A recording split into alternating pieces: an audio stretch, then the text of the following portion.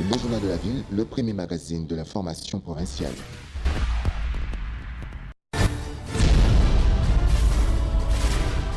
Tout de suite, le journal.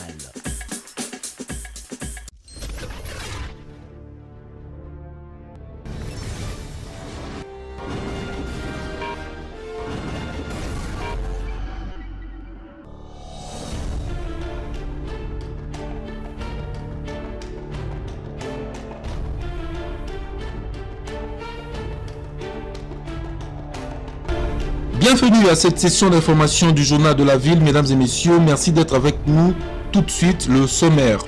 Reporté s'inédit au cours de la dernière réunion interinstitutionnelle, l'élection des gouverneurs et vice-gouverneurs vient d'être fixée au 10 avril prochain par la centrale électorale.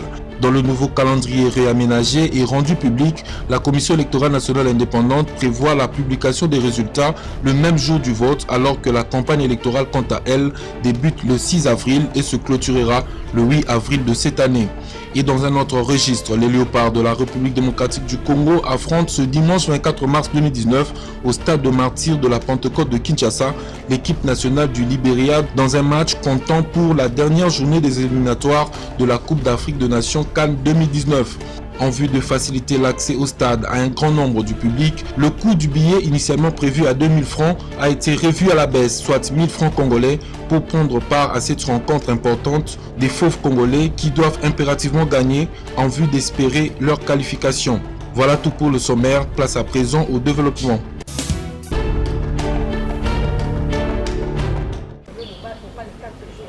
Durant son bref séjour à Kinshasa, Louise Mushikiwabo, secrétaire générale de l'Organisation internationale de la francophonie, a échangé ce samedi 23 mars avec le femme entrepreneur et maraîchère à la Fédération des entreprises du Congo, FEC, où elle avait été reçue à son arrivée par les présidents Albert Ayuma et la vice-présidente de la Commission nationale de femmes entrepreneurs, Eliane Moukeni.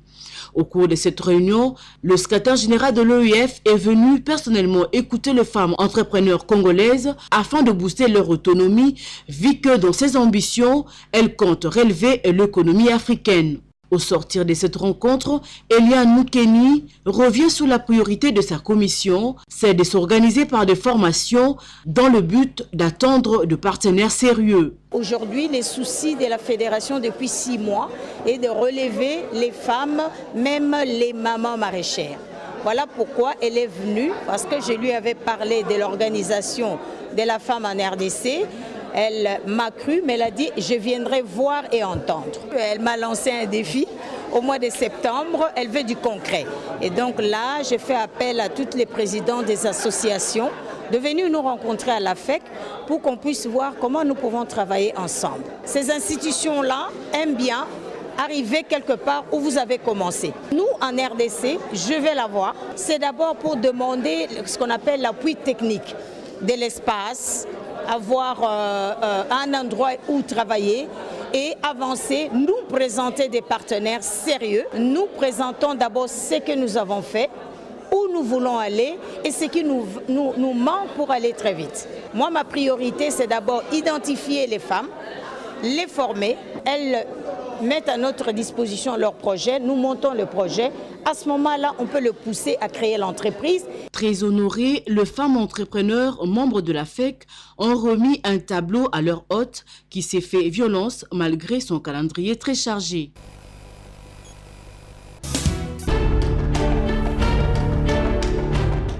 Merci. Initialement prévue le 26 mars 2019, l'élection des gouverneurs et vice-gouverneurs est renvoyée au 10 avril de cette année alors qu'elle a été annoncée, reportée s'inédit au cours de la réunion interinstitutionnelle. C'est le vendredi 22 mars de l'année en cours que la Commission électorale nationale indépendante a fait savoir ce réaménagement du calendrier électoral dans un document rendu public. Selon ce nouveau calendrier, la CENI fixe la publication des résultats le même jour du vote et la campagne électorale, quant à elle, débutera le 6 avril pour se terminer le 8 avril 2019. En revanche, la centrale électorale révèle que les contentieux électoraux des résultats à l'élection de gouverneurs et vice-gouverneurs s'effectueront du 11 au 25 avril, tandis que l'investiture de nouveaux gouverneurs interviendra du 26 avril au 2 mai 2019. Signalant par ailleurs que la Commission électorale nationale indépendante a précisé que cette décision a été prise après avoir consulté les différentes parties prenantes liées à ce processus électoral.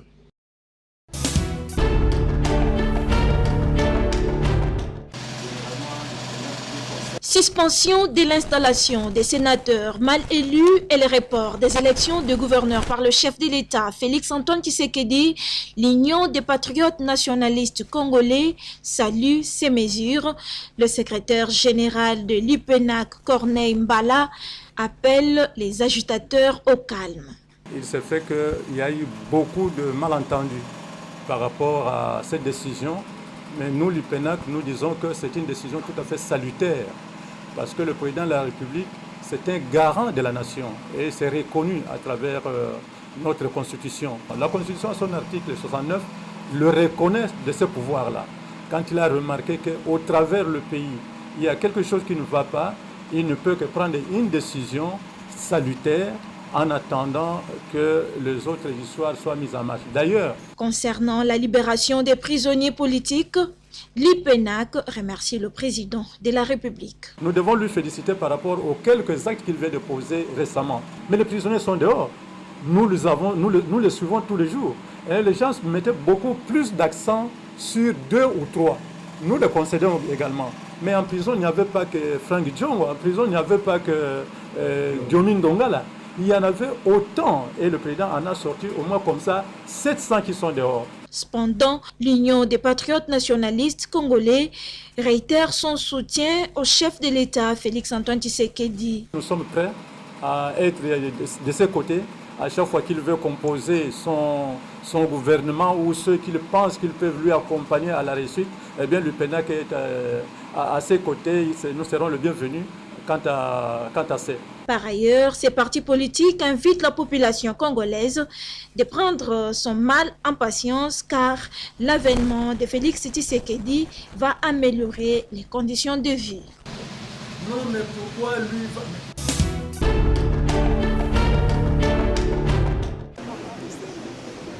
C'est tard dans la nuit que les élus du peuple ont voté le projet du règlement intérieur de cette chambre après examen des amendements formulés par la représentation nationale. Ce vote est intervenu à l'issue d'un long et houleux débat qui a fortement divisé les députés nationaux autour notamment de l'article 30 de ce règlement intérieur qui interdit aux membres du bureau définitif d'exercer à la fois des fonctions et charges publiques au sein de leur parti et organisation politique. L'article 30 venait d'être voté en ces termes que lorsque vous êtes membre du bureau, vous devez renoncer à votre mandat de gestion au niveau de votre parti politique. Donc je pense qu'à partir du moment où la plénière a voté pour, donc je pense que la question est réglée. Nous venons d'arriver, mais nous sommes élus du peuple, nous sommes députés nationaux. Donc par rapport à ce qui s'est passé, notamment à la dernière législature, je pense qu'on a tiré les leçons. On a vu des fois les débats ne pas être conduits comme il se doit, parce qu'il y avait l'ancien président qui assumait aussi des fonctions de gestion au sein de son parti politique ou de son regroupement politique. Ça posait pas mal de préjudice à l'Assemblée nationale. Signalant que cet article 30, qui au départ présentait 4 options, puis réduit à 3 par le député Sessanga, ensuite à 2 par la commission Bochab, a été dans un premier temps voté dans le sens du maintien de la formulation, avant d'être sursis, puis carrément élagué au terme du vote par l'Assemblée plénière.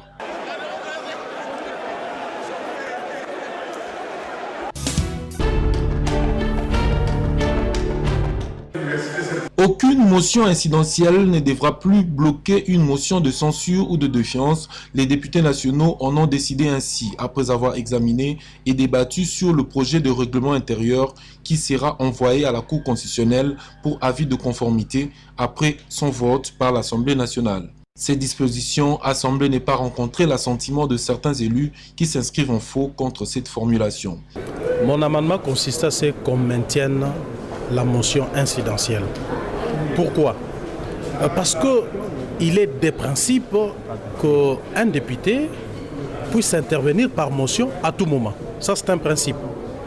Mais il s'est avéré qu'il y a eu des pratiques pendant les législatures passées où certaines motions ont été vidés par le motion incidentielle. Mais maintenant, nous nous posons la question de savoir, allons-nous éroder le principe parce qu'il y a eu certaines pratiques qui ont fait en sorte que les choses ne marchent pas? Nous disons non. Lorsqu'on est attaché au droit et aux principes, nous disons que les principes doivent être maintenus. Mais ce qu'il faut corriger, nos amis de l'opposition doivent comprendre que nous ne sommes pas venus à l'Assemblée pour accompagner la mauvaise gouvernance, le détournement, la gabegie financière. Nous sommes venus ici pour contrôler l'exécutif.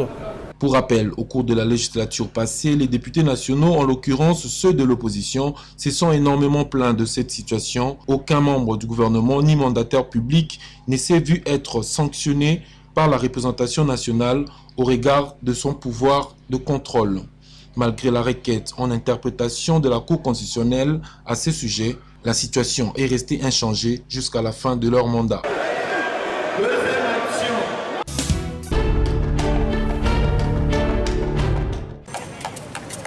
Nous sommes ici, entre la commune de Barumbu et Kinshasa, sur les avenues Kabambar et Bokassa, où s'effectuent les travaux de réhabilitation, fruit du programme des 100 jours du président de la République. Effectués par l'OVD, ces travaux consistent à la construction des caniveaux et l'asphaltage de routes. Très satisfaite, la population demande à ce que ces travaux ne s'arrêtent pas seulement sur Kabambar, car il y a plusieurs autres routes dans cette municipalité qui nécessitent la réhabilitation. Nous remercions le chef de l'État dans son projet de 100 jours pour les routes. Vous savez, partout, toute la ville amène dans cette ville un chantier et nous accueillons ça très bien. Nous sommes très émus parce que, vous voyez, on ne savait pas rouler. On ne pouvait pas rouler partout. Le véhicule était endommagé, des rôtilles, de panne à tout moment. Et maintenant qu'on a pris l'option de réhabiliter comme ça, voilà, on n'est pas passé, on a garé même. Et ça fait des bien, mais qu'il les fasse vite quand même. Qu'il les fasse vite pour qu'on ne soit pas pénalisé par rapport au transport. Mais nous sommes contents. C'est peut-être la continuité, mais c'est les sous-capacités. Parce que le problème est à Kabamba, de Willery jusqu'à venir Flambeau. Pour la Kabamba, déjà, tout le monde va les bandits et dans le bon déjà. Tu vas dire côté Kate, on a déjà des qui m'avaient mis toutes les zones Kate, si les bons sabandila et on a CP ma casse de chef de l'État. Attends la boca, ça te va dire que monsieur Zaïda au débat. Attends la abonisation sort pour tous à la PB. Cependant, l'usage de ces tronçons reste interdit jusqu'à la fin des travaux.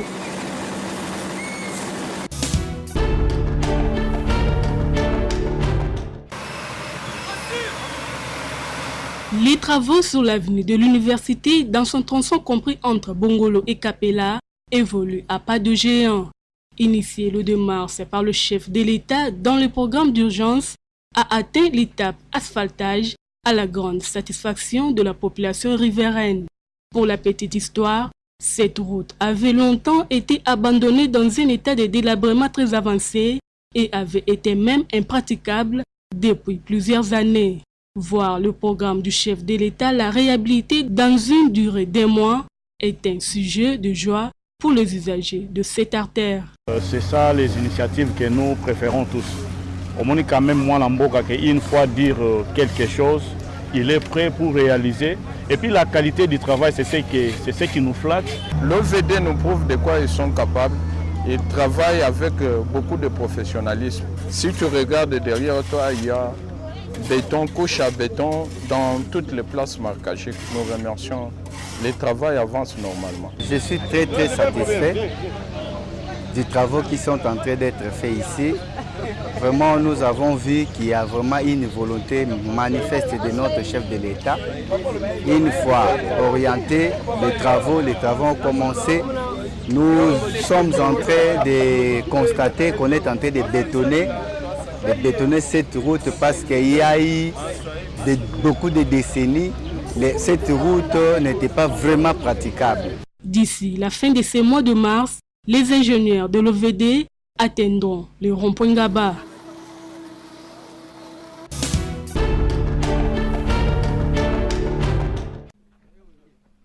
RDC-Libéria, c'est ce dimanche 24 mars 2019 que les Léopards de la République démocratique du Congo affrontent au stade de Martyrs de Kinshasa la formation nationale du Libéria dans le cadre de la dernière journée des éliminatoires de la Coupe d'Afrique des Nations CAN 2019. En marge de cette rencontre, Jeannot Binanou, mécène du football et dirigeant sportif, reste confiant sur la victoire des Fauves congolais et appelle le public quinois à venir très nombreux soutenir le 11 national.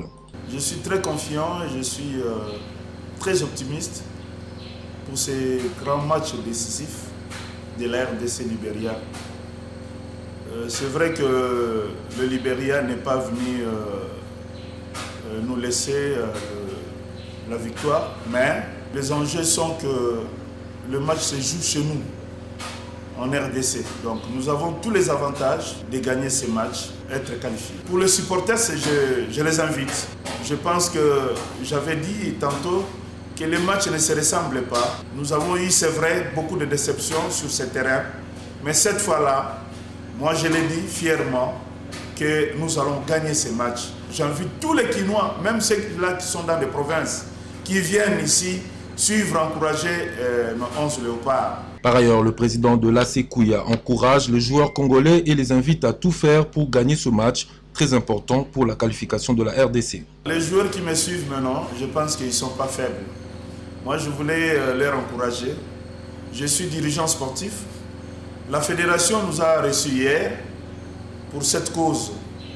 Et nous voulons motiver ces joueurs qui sont nos enfants et qui nous encadrons. Et nous leur demandons qu'ils puissent être vraiment décisifs pour ces matchs, qu'ils puissent vraiment s'engager, mouiller les maillots. Nous n'avons pas droit à l'erreur. Vous savez, quand nous faisons le nul ici, nous sommes écartés. Nous devons gagner ces matchs d'office pour être qualifiés.